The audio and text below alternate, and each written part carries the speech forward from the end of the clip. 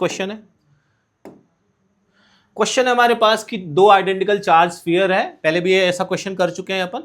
To identical charge sphere are suspended by string of equal length है उनकी। The strings makes an angle with each other, एक दूसरे से कुछ angle बना रहे हैं। When suspended in water, water में सस्पेंड कर दे, पानी में डुबो दे, तो angle remains the same, angle same रहता है। अब बाहर हवा में दो स्फेरिकल बॉल लटक रही हैं, उनके बीच में फोर्स F है, लेकिन जब पानी में उनको डुबो देंगे तो उनके बीच में जो इलेक्ट्रोस्टैटिक फोर्स ऑफ रिपल्जन होगा वो चेंज हो जाएगा, याद रखिएगा। तो इसी में आपको डाइलेक्ट्रिक पूछा है। तो पहले क्या है, हम मान लेते हैं F0 फोर्स, ये है इंटीजर टाइप का, ये वाला क्या है, जेई मेन का इंटीजर टाइप है, याद रखिएगा। तो एयर में क्या होगा हमारा force 1/4 pi epsilon not Q1 Q2 upon उनके बीच में डिस्टेंस अगर जो R है तो R², या F0 उस पे फोर्स होगा। डाइलेक्ट्रिक में रखेंगे तो क्या हो जाएगा, वो F' हो जाएगा, कुछ उसका मीडियम होगा 1/4 epsilon m upon Q1 Q2 upon R²। पर इस फॉर्मूले का इतना कुछ यूज नहीं है। मेनली फॉर्मूला जो हमारा यूज आने वाला है इस क्वेश्चन में वो ये है कि फोर्स ऑन एनी मीडियम, किसी मीडियम में अगर जो फोर्स है that is force on free space divided by permittivity of that medium, उस मीडियम की रिलेटिव परमिटिविटी, या फिर आप बोल सकते हो उस मीडियम का डाइलेक्ट्रिक कांस्टेंट। ये वाला फॉर्मूला आपको डायरेक्टली यूज होने वाला है इस क्वेश्चन में, ऊपर वाला नहीं यूज होगा। कैसे यूज होगा वो मैं बताता हूं आपको। चलिए, तो ये फॉर्मूला मेनली यूज होगा, किसी भी मीडियम में जो फोर्स होगा उस मीडियम के रिलेटिव परमिटिविटी के गुना कम हो जाएगा एयर की तुलना में। तो एयर में अगर जो फ्री स्पेस में जो फोर्स है उससे रिलेटिव परमिटिविटी टाइम्स कम, उतने गुना कम फोर्स हो जाता है। ये मैंने आपको पहले बताया था। चलिए अब इसको सॉल्व करते हैं अच्छे से डिटेल में। अब चलिए, पहले जो सिचुएशन होगी केस फर्स्ट, एयर वाली जो सिचुएशन होगी हमारी, तो एयर वाली सिचुएशन ये होगी कि कुछ ऐसे स्ट्रिंग्स होगा और ये कुछ ऐसा लटका हुआ होगा, और हमें पता है कि इनके बीच में कुछ फोर्सेस लगेंगी, उसका FBD बनाएंगे अपन। ये एंगल हमारा क्या हो जाएगा, इनके बीच में जो एंगल हो जाएगा ये थीटा हो जाएगा, और इनके बीच में डिस्टेंस अगर जो हमारी x है तो x ले लें इसको। अब यहाँ पे देखो कई फोर्सेस एक्ट कर रही है। सबसे पहले तो एक ये फोर्स नीचे एक्ट करेगी mg, ठीक है, किसकी, उस बॉल के मास की वजह से। अब ये दोनों अगर जो सेम आइडेंटिकल चार्ज है तो दोनों इलेक्ट्रोस्टैटिक फोर्स ऑफ रिपल्जन लगाएंगे, ये फोर्स उधर लगाएगा, ये वाला जो चार्ज जो है उधर फोर्स लगाएगा, तो इलेक्ट्रोस्टैटिक फोर्स यहां लगेगी F हमारी। फिर ये जिस स्ट्रिंग में लटका हुआ है, जिस रस्सी में या फिर धागे में लटका हुआ है, वो टेंशन फोर्स भी लगाएगा, राइट, वो टेंशन फोर्स भी लगाएगा। जब वो टेंशन फोर्स लगाएगा देन अपन को, अब यहां पे अगर जो इसका FBD अपन रिजॉल्व करें, FBD को रिजॉल्व करेंगे अगर जो, तो FBD को रिजॉल्व करें तो ये यहां पे आप देखोगे ये एक, तो ये वाला एंगल और ये वाला एंगल इक्वल होगा थीटा, और हमारे पास ये वैल्यू हो जाएगी, ये वाली वैल्यू, तो ये थीटा है टेंशन, तो टेंशन से लगा हुआ एंगल क्या हो जाएगा हमारा T cos थीटा, ठीक है। ये वाला एंगल क्या हो जाएगा हमारा, ये वाला फोर्स क्या हो जाएगा T sin थीटा, ये T cos theta T sin theta, याद है आपको पता होगा कि अगर जो कोई फोर्स है, अगर जो उसका रिजोल्यूशन करते हैं, ये एंगल होता है T cos थीटा, तो ये वाला क्या हो जाएगा T sin थीटा। अगर नहीं पता है तो आप मेरा जो लेक्चर है वेक्टर्स का, वेक्टर्स के लेक्चर में मैंने डिटेल में बताया है वेक्टर रेजोल्यूशन ऑफ फोर्सेस। अगर जो आप 12th में है और 11th के कुछ टॉपिक आपके वीक है, कमजोर है, कोई चिंता करने की जरूरत नहीं है, अभी भी आप उसको पढ़ सकते हैं, अच्छा स्ट्रॉन्ग कर सकते हैं, अभी भी यू हैव टाइम, ठीक है। तो ये that is normal vector resolution. चलिए, तो ये T sin थीटा हो गया और ये T cos थीटा हो गया, ये F यहाँ पे इलेक्ट्रोस्टैटिक फोर्स लगेगा mg।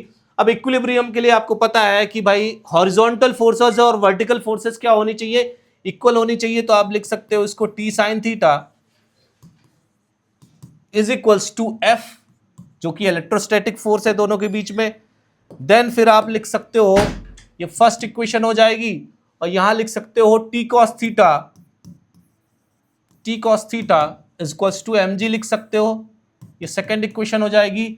इक्वेशन फर्स्ट को सेकंड से डिवाइड कर दोगे तो आपका क्या आ जाएगा, T sine theta upon T cos theta is equals to F upon M G. ये कैंसिल हो जाएगा, sine theta upon cos theta क्या हो जाएगा, tan theta is equals to F upon M G. First equation हो गई, ठीक है। ये तो केस फर्स्ट है। अब केस सेकंड देखिए,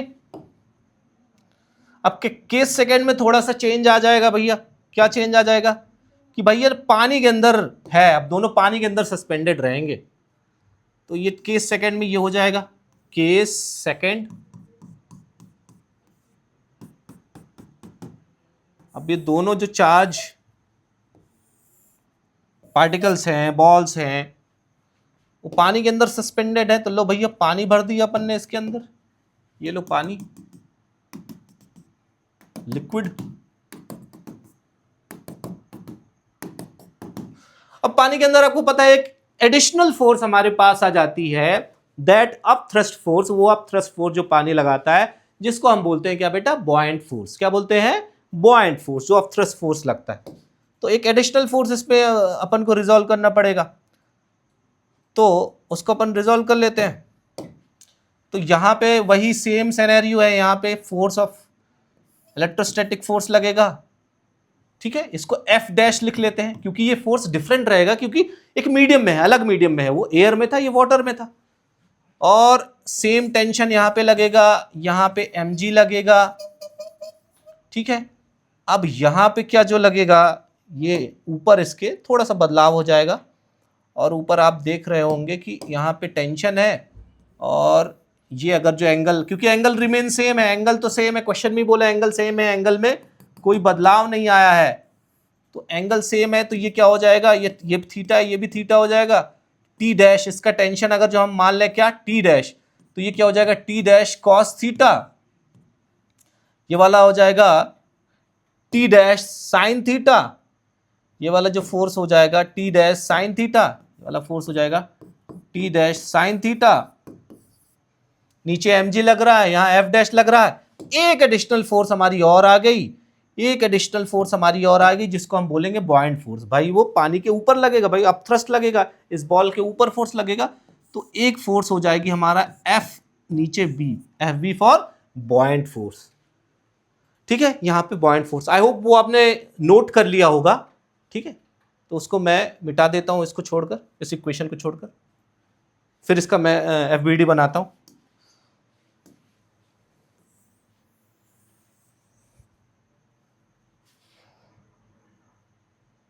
ठीक है, तो tan theta F by M G first equation थी हमारी, याद रखिएगा।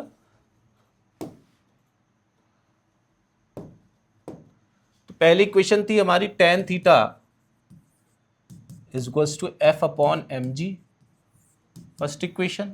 दूसरी इक्वेशन इसका हॉरिजॉन्टल फोर्सेस और वर्टिकल फोर्सेस को बराबर करना है। ये क्या हो जाएगा भाई, T dash sine theta is equals to F dash, first equation आ जाएगा। इधर क्या हो जाएगा, टी डैश कॉस थीटा, ऊपर एक फोर्स लग रहा है एफ बी, बॉयंट फोर्स भी लग रहा है, mine plus buoyant force is equals to क्या आ जाएगा हमारा एम जी। थोड़ा सा रीअरेंज करें इक्वेशन को, तो T dash cos theta is equals to M G minus buoyant force, right.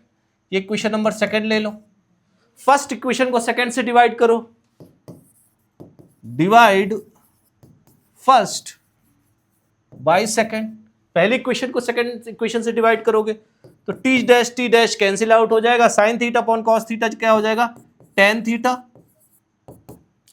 और ये वाला पोर्शन डिवाइडेड बाय ये वाला पोर्शन, तो F dash upon F dash वो फोर्स जो पानी के अंदर लग रहा है दोनों चार्जेस पे, तो F dash upon M G minus F B, ठीक है।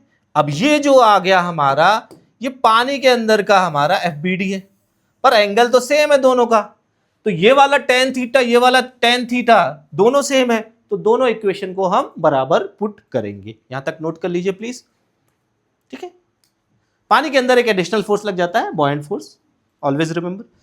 तो अब इसको हटाते हैं इस वाले,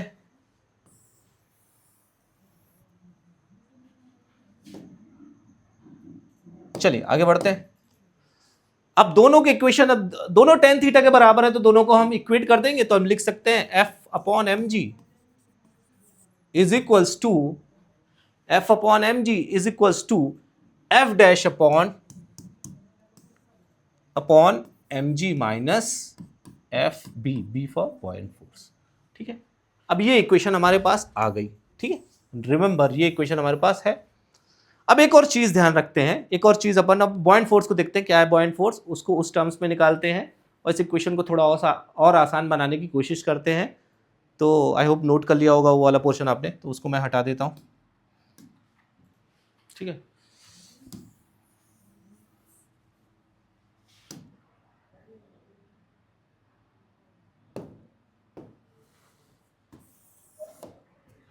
अब याद रखिएगा जो बॉयंट फोर्स होता है वो क्या होता है, density of the liquid into volume. अब यहां पे क्या है, स्फीयर है, क्या बॉल्स क्या है, स्फीयर, तो स्फेरिकल बॉल्स का वॉल्यूम है इनटू जी। बॉयंट फोर्स क्या होता है, mg होता है, लेकिन वहां पे डेंसिटी कौन सा कंसीडर होता है, लिक्विड का डेंसिटी कंसीडर होता है। लिक्विड की डेंसिटी क्या दी है, वाटर की 1 ग्राम दी है। वाटर की जो डेंसिटी है आप देखोगे 1 ग्राम पर सेंटीमीटर क्यूब दी है, यहां पे देखिए 1 ग्राम पर सेंटीमीटर क्यूब दी है, 1 ग्राम पर सेंटीमीटर क्यूब दी है यहां पे। तो लिक्विड की डेंसिटी क्या हो जाएगी यहां पे, 1 into volume of sphere into G, तो ये क्या हो जाएगा VSG। तो volume of sphere into G ये हमारा बॉयंट फोर्स है। अब mg को भी क्या अपन कन्वर्ट कर सकते हैं, ठीक है, मास इंटू ग्रेविटी को भी कन्वर्ट कर सकते हैं अपन। मास इंटू ग्रेविटी को कैसे कन्वर्ट कर सकते हैं, अब ये मास जो है किसका मास है, स्फीयर का मास है, तो स्फीयर का मास हम लिख सकते हैं density of sphere into volume of sphere into G, लिख सकते हैं mg को। तो डेंसिटी ऑफ स्फीयर कितनी दी है हमारी 1.5 जी, तो ये हो जाएगा हमारा 1.5 into volume of sphere into G, 1.5 को अपन, तो ये हमारा आ गया mg। एक और इंपॉर्टेंट चीज नोट कर लीजिए कि किसी भी मीडियम में जो फोर्स है, मतलब F डैश जो फोर्स लग रहा होगा यहां पे वाटर के अंदर, अगर जो दो चार्ज स्फीयर सस्पेंडेड है उसमें जो फोर्स लग रहा होगा दैट इज इक्वल्स टू जो एयर में फोर्स लग रहा था डिवाइडेड बाय डाइलेक्ट्रिक कांस्टेंट के, ठीक है।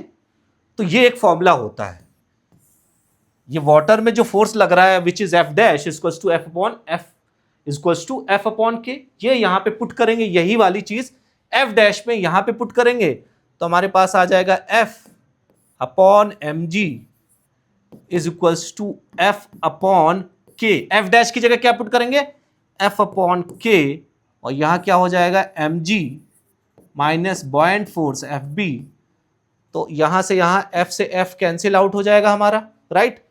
तो हमारे पास रेसिप्रोकेट करके उसको लिखेंगे तो क्या आ जाएगा, mg इज इक्वल्स टू के अंदर mg माइनस बॉयंट फोर्स, ठीक है, राइट, क्लियर है। आई होप वो लिख लिया होगा आपने। क्या है mg, क्या है 1.5 volume of sphere into G, buoyant force क्या है volume of sphere into G, क्योंकि डेंसिटी 1 थी, ठीक है। तो वही चीज अपन को यहां पे लिखना है, याद रखिएगा। चलिए मिटाओ इसको, तो mg क्या था 1.5 और fb क्या था VSG, तो मिटाते हैं इसको।